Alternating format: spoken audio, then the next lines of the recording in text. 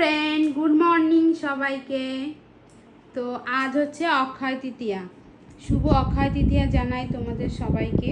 তো এই যে আমাদের অনিশবাবু আজকে সকাল সকাল পড়তে বসেছে, কারণ কি কারণে বসেছে? তো ওর আজকে স্কুল নেই, তাই তো? স্কুল নেই তো, স্কুল আজ থেকে ছুটি, দেড় মাস ছুটি। তো এখন থেকে সকালবেলা এই যে মর্নিংয়ে ও স্কুলের পড়াটা রেডি করছে। এই যে স্কুলে না, প্রাইভেটের পড়াটা রেডি করছে, পড়া আছে ওর বিকালবেলা।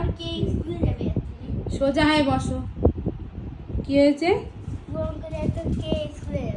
কি গরমকালে কে স্কুলে যায়? দাঁতের ফাঁকা দিয়ে সমস্ত কথা বেরিয়ে যায়, তাই তো?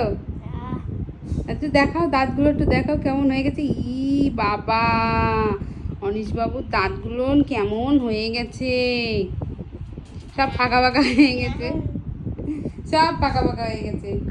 অনেকগুলো আছে আর দুটো বেরিয়ে গেছে, খুলে গেছে। তো যাই হোক, এই যে হ্যালো বন্ধুরা, এই যে সকালবেলা গেছিলাম একটু বাজারে গিয়ে একটু বাজার করে নিয়ে আসলাম। আমাদের গোপু সোনা আজকে আমাদের আসনে বসবে, তো তার জন্য গোপু সোনার জন্য একটু বাজার করতে গেছিলাম। তো চলো তোমাদের একটু দেখাই গোপু সোনার জন্য কি কি বাজার করে নিয়ে এসেছি। আর আমাদের এই যে একজন কি খেতে বসেছে, সকালবেলা ছোলা খেতে বসে আছে, ছোলা খাওয়ার জন্য মুখটা বাংলার পাঁচ করে নিয়ে।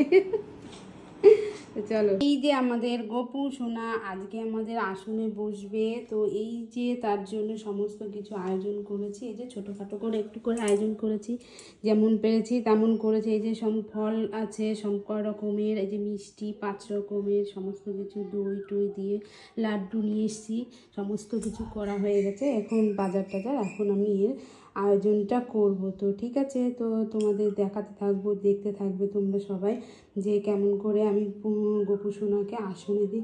আমি সেইভাবে তো পারবো না, আমি আমার মতন করে আমি বসাবো, ঠিক আছে?